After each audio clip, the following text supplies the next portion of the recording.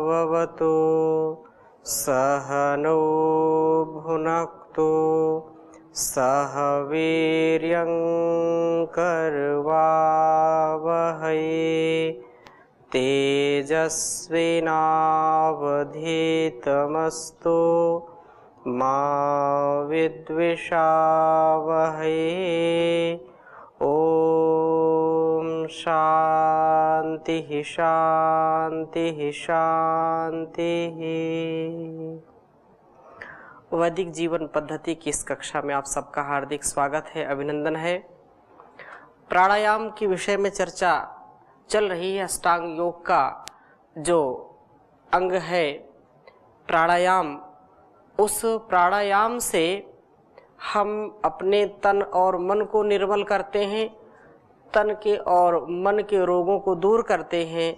इसलिए यह प्राणायाम की जो विद्या है, प्राण विद्या है, इसकी बड़ी महिमा गाई गई है। और इसके बिना मनुष्य का संपूर्ण उत्कर्ष नहीं हो सकता है, समग्रता से विकास नहीं हो सकता है। हमारे ऋषियों ने, हमारी भारतीय संस्कृति ने इस विद्या का इतना महिमा मंडन किया है, और करे भी क्यों ना, क्योंकि हमारा जब तन और मन स्वस्थ नहीं रहेगा, जब आधार ही स्वस्थ नहीं है, तो व्यक्ति का जीवन नष्ट हो जाता है, व्यक्ति का व्यक्तित्व धूमिल हो जाता है। इसलिए प्राण विद्या को सीख करके, प्राण को सबल बना करके, अपने आत्मिक शारीरिक बल को बढ़ा करके हम संपूर्णता को प्राप्त करते हैं। संपूर्णता, समरसता, परस्परता और कृतज्ञता पूर्वक इस जीवन को जीने का पुरुषार्थ ही हमारे जीवन का लक्ष्य है।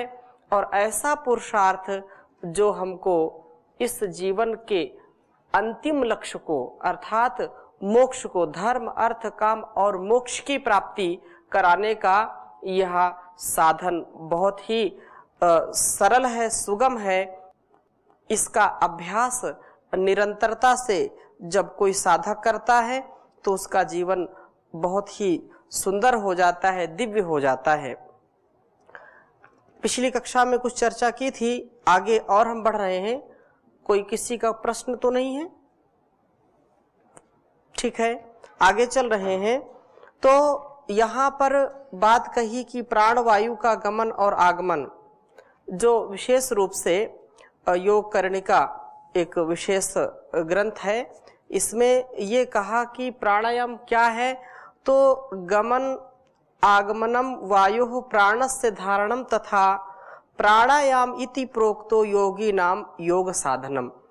ये प्राणायाम के विषय में कहा कि प्राणायाम क्या है, तो उसकी परिभाषा को बतलाते हुए यहाँ पर कहा कि गमनागमनम वायु हो। लिख लीजिए इसको।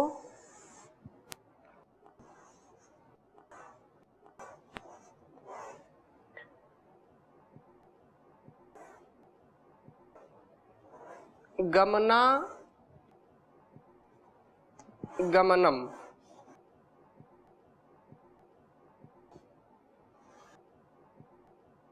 गमनागमनम वायु हो।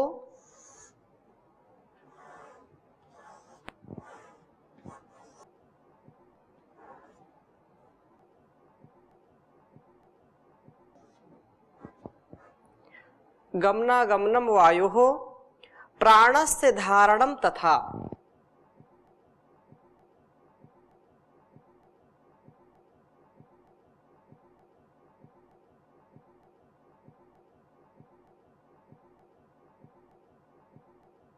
प्राणस्य धारणम तथा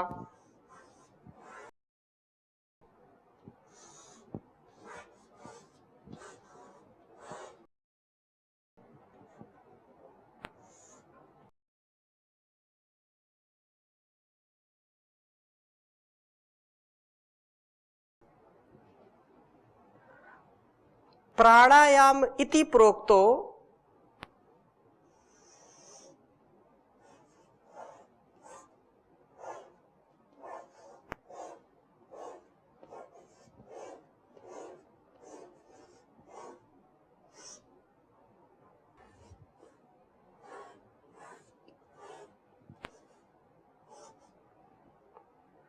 योगी नाम योग साधनम।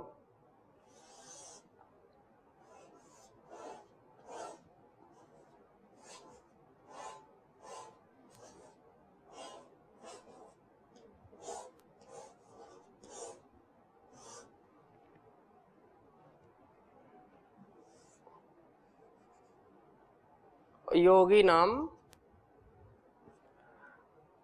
योग साधनम।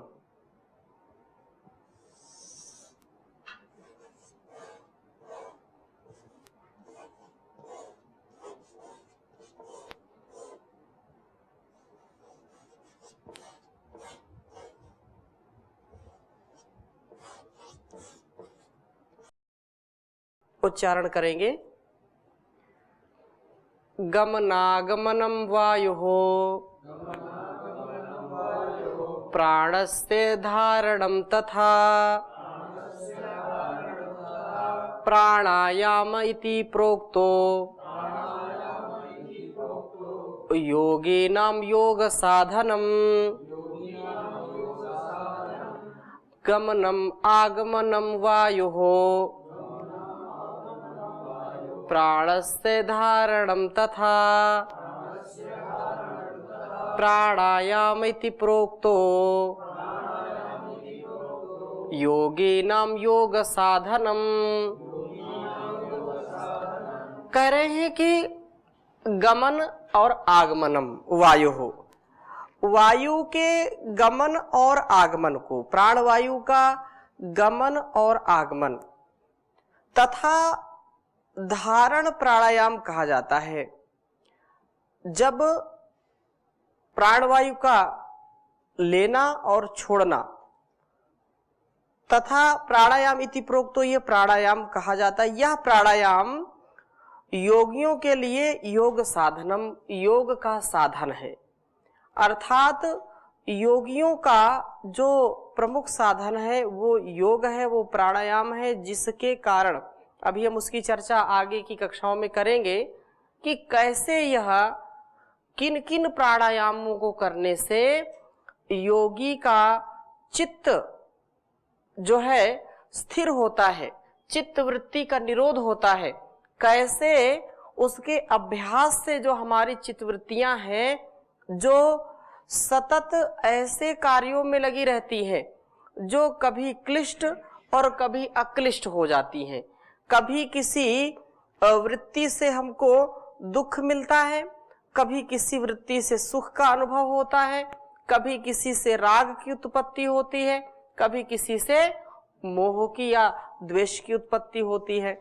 तो उनको कैसे एक योगी समत्व में जी करके, एक निरोध अवस्था में जी करके अपने जीवन को साधता है, उस साधक का कैसे जीवन चलता है।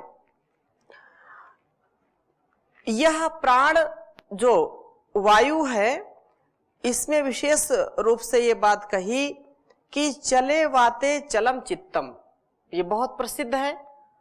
और निश्चित रूप से जो मन की स्थिति ऐसी ही है कि वायु के समान ये इसका जो है निग्रह करना, इसको रोकना बड़ा कठिन काम है। तो ये बहुत प्रसिद्ध श्लोक है, इसको भी आप लिख लीजिए और हम चले वाते चलम चित्तम।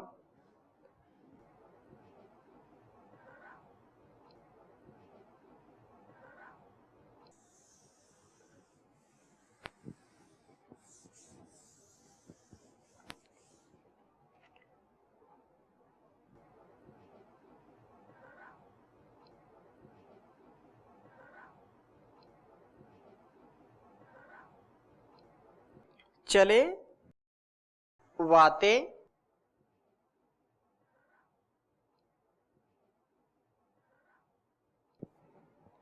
चलम चित्तम।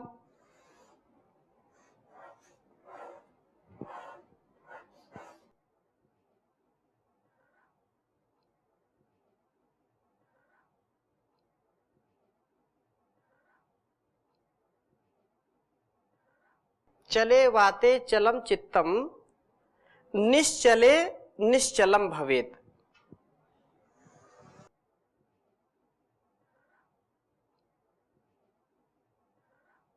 निश्चले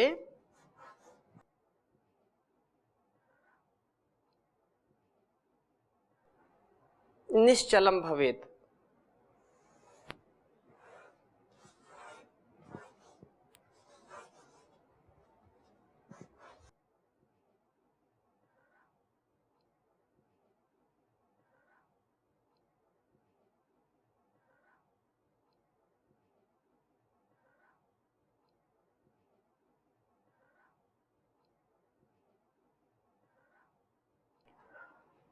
योगी स्थाणुत्वम आयाति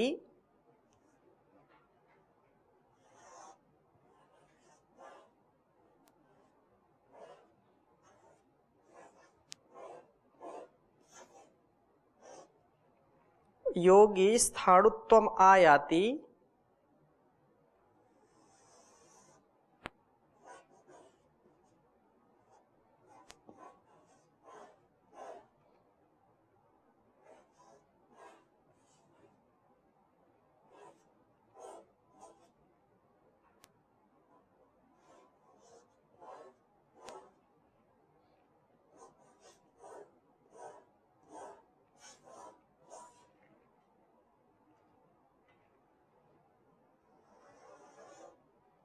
आयाति ततो वायुम निरुन्धयेत्।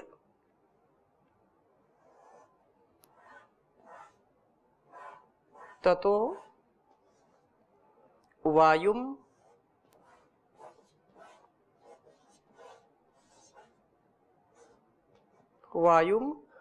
निरुन्धयेत्। उच्चारण करेंगे। चले वाते चलम चित्तम निश्चले निश्चलम भवेत्। योगी स्थाणुत्वमायाति ततो वायुम निरुन्धयेत्। चले वाते चलम चित्तम निश्चले निश्चलम भवेत्। योगी स्थाणुत्वमायाति ततो वायुम निरुन्धयेत्। तो कहा कि चले वाते चलम चित्तम, यह जब वायु चले वाते, वायु जितनी चंचल होती है अर्थात प्राणवायु के चंचल होने पर मन भी चंचल हो जाता है। जैसे जैसे जैसे वायु हमारी नियंत्रित होती जाती है, निश्चल होती जाती है, वैसे वैसे मन भी स्थिर होने लगता है। प्राणवायु के चंचल होने पर मन भी चंचल हो जाता है और प्राण की स्थिर होने पर, ये प्राणायाम की जो विद्या है ये प्राण को स्थिर करने का ही तो कार्य किया जाता है। और इससे हमारी जो मानसिक स्थिति है, शारीरिक स्थिति है या जीवन की स्थिति है, वो इसमें स्थिरता लाती है। जितना गहरा श्वास हम लेंगे उतना ही हम निरोगी रहेंगे और उतना ही दीर्घ काल तक हमारा जीवन चलेगा। जितनी, जैसे कोई रोगी होता है तो आप देखिए उसकी धड़कन तेज हो जाती है और जितनी धड़कन तेज होगी, जितनी जो है जल्दी जल्दी वो श्वास लेगा, उतनी जल्दी उसका जीवन समाप्त होता है। इसलिए प्राण को स्थिर करने का यह क्रम प्राणायाम में होता है। और ये बहुत सुंदर बात कही है कि प्राण के स्थिर होने पर मन भी स्थिर होता है, मन की चंचलता भी दूर हो जाती है और योगी शिवत्व को प्राप्त कर लेता है। योगी स्थाणुत्वम आयाति ततो वायुम निरुन्धयेत्, उसको जो है कल्याण पद प्राप्त हो जाता है, शिव तत्व को प्राप्त हो जाता है, वो शिव तत्व को प्राप्त कर लेता है। इसलिए प्राणवायु का निरोध करना चाहिए, उसका विशेष विरोध करना चाहिए। विरोध मतलब उसका निरोध, नियंत्रण, नियमन करना चाहिए। निरंतरता के साथ इसका सदा सर्वदा हमको अभ्यास करना चाहिए। श्वासों पर जब भी कोई बोलता है ध्यान लगाओ तो श्वासों पर ध्यान लगाओ, नासिका के अग्रभाग में ध्यान लगाओ, भ्रिकुटी में लगाओ, आज्ञा चक्र पर लगाओ। अनेक प्रकार से ध्यान लगाने का, ध्यान का जब क्रम आएगा तो उसमें हम चर्चा करेंगे। लेकिन जब कोई व्यक्ति बहुत परेशान हो, ये एक जो शास्त्रीय चर्चा हो रही है वो तो हो ही रही है, इसको परीक्षण करके हम देखें, इसको स्वयं इसकी परीक्षा लें कि वास्तव में ये जो कह रहे हैं इसमें कितनी सत्यता है। जब भी मन घबराने लगे, जब भी आपको उलझन सताने लगे, आपको क्रोध आने लगे, आपका मन अस्थिर हो जाए, आप तनाव से अपने आप को जो है बहुत ही अस्थिर महसूस करने लगे, आप बैठ जाए और गहरे गहरे श्वासों को लेते जाएं, छोड़ते जाएं। कुछ नहीं करना, आप देखेंगे कि थोड़ी देर में ही आपका मन बिल्कुल शांत हो गया। जो बहुत चिंता सता रही थी, बहुत उलझन सता रही थी, बहुत पीड़ा महसूस हो रही थी, घबराहट महसूस हो रही थी, केवल इस क्रिया से श्वासों को लेना और छोड़ना, गहरे गहरे श्वासों को लेना और छोड़ना, इसी से हमारे अंदर का जो चंचल मन है, हमारी जो तनाव की स्थिति है, उसमें कितना लाभ तुरंत मिलता है।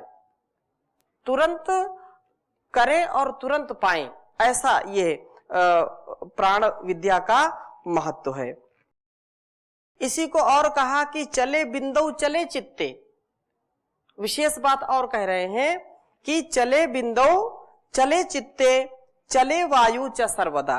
और गहरी बात कह रहे हैं, क्योंकि व्यक्ति जब तक इन गहराई के ज्ञान को नहीं उतारेगा अपने मन में, तब तक उसका जीवन ठीक ठीक चल नहीं सकता है। तो यहाँ पर ऋषि और बात कह रहे हैं कि चले बिंदु चले चित्ते। इसको भी लिख लीजिए।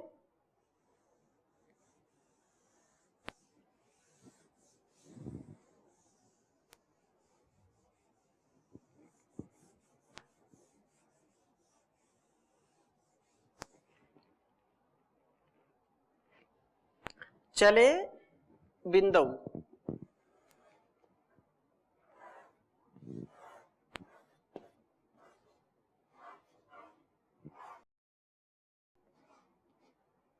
चले बिंदु चले चित्ते,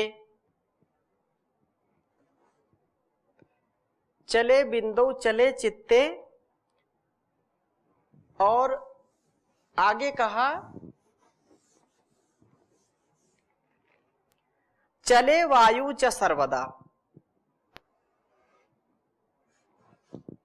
श्लोक बहुत सरल है और बोधगम्य है, इनको आप स्मरण करते चले। चले बिंदु चले चित्ते, चले वायु च सर्वदा। चले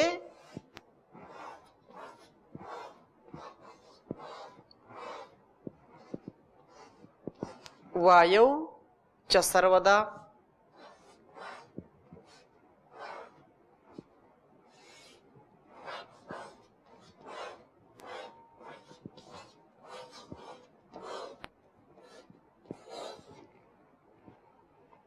जायते म्रियते लोकः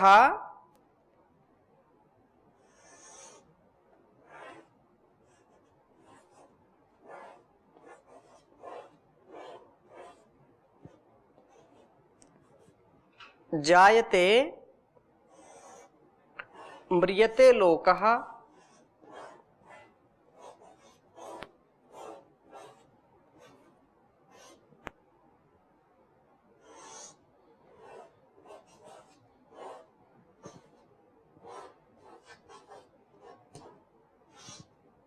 जायते म्रियते लोकः सत्यम सत्यमिदं वचः।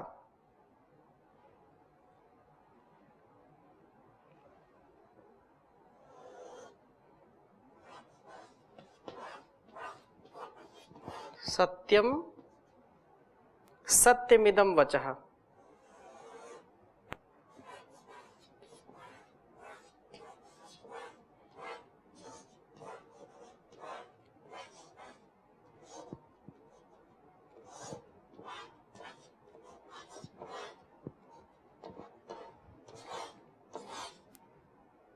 उच्चारण करेंगे। चले बिंदौ चले चित्ते, चले वायौ च सर्वदा, जायते म्रियते लोकः, सत्यम सत्यमिदं वचः। तो बहुत सुंदर बात कही, चले बिंदौ चले चित्ते। यह ब्रह्मचर्य से संबंधित चर्चा यहाँ पर की कि चले बिंदु चले चित्ते, जैसे वीर चित्त और प्राणवायु, इन तीनों के नित्य चंचल रहने पर ही लोग उत्पन्न होते रहते हैं।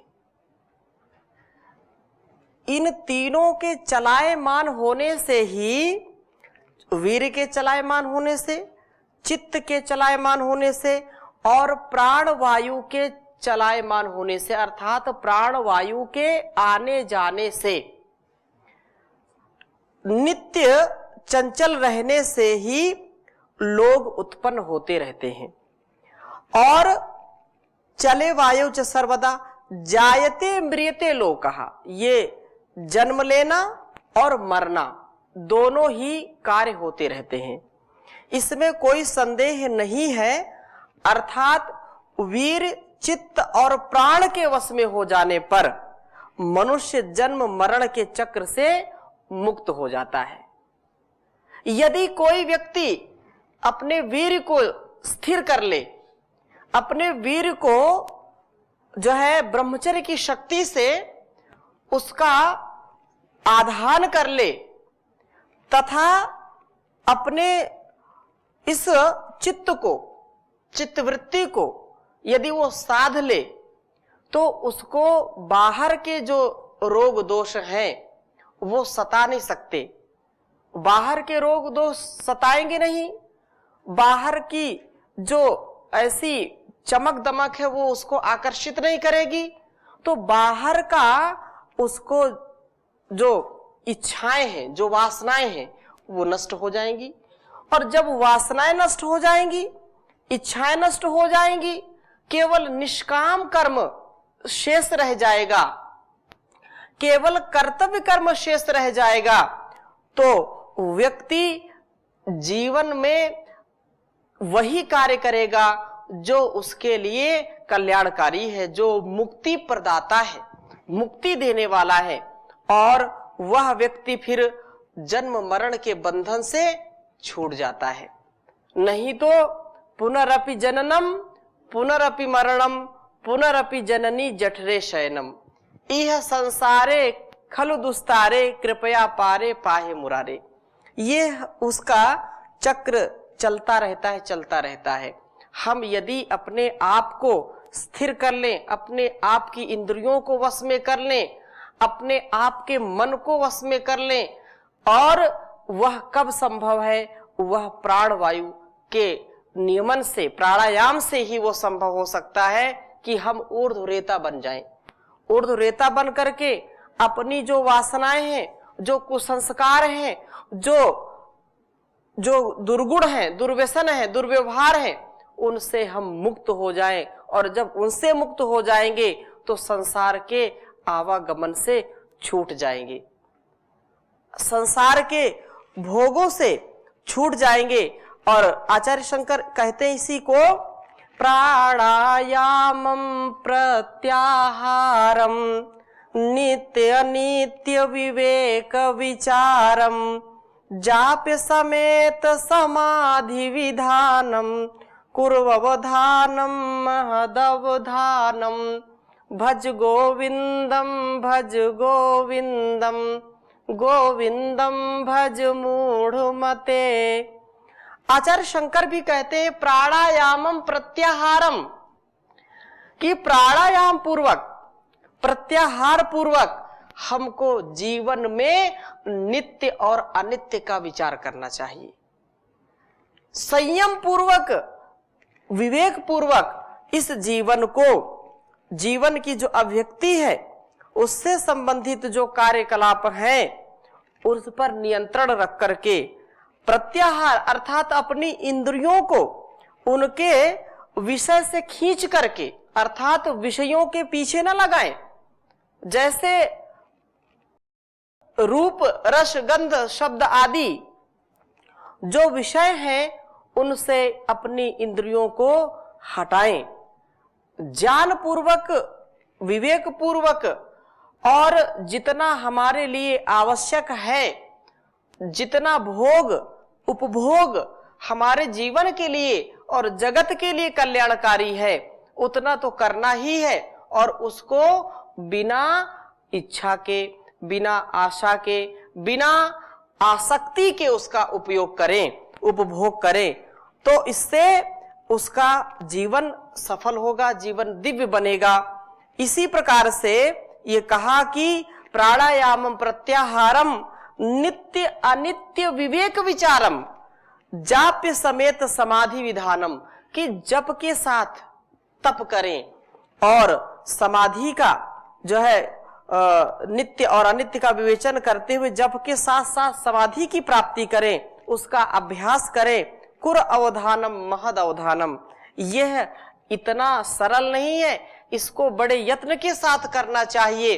और इसी से व्यक्ति जब यत्न पूर्वक करता है, यदि प्रयत्न पूर्वक करता है तो उसको सफलता मिलती है और इस जीवन को वह उच्च शिखर तक पहुंचा देता है, उत्कर्ष तक पहुंचा देता है। अंतरंग साधना और बहिरंग साधना दोनों साधनाओं की सिद्धि हो जाती है। व्यक्ति समाधान में जीने लगता है, उसका जीवन व्यवधानों से ऊपर उठ जाता है, उसके सारे कष्ट नष्ट हो जाते हैं। तो इसकी चर्चा हम और अगली कक्षा में करेंगे। अभी यहीं पर विराम दे रहे हैं। ओम शांति शांति शांति।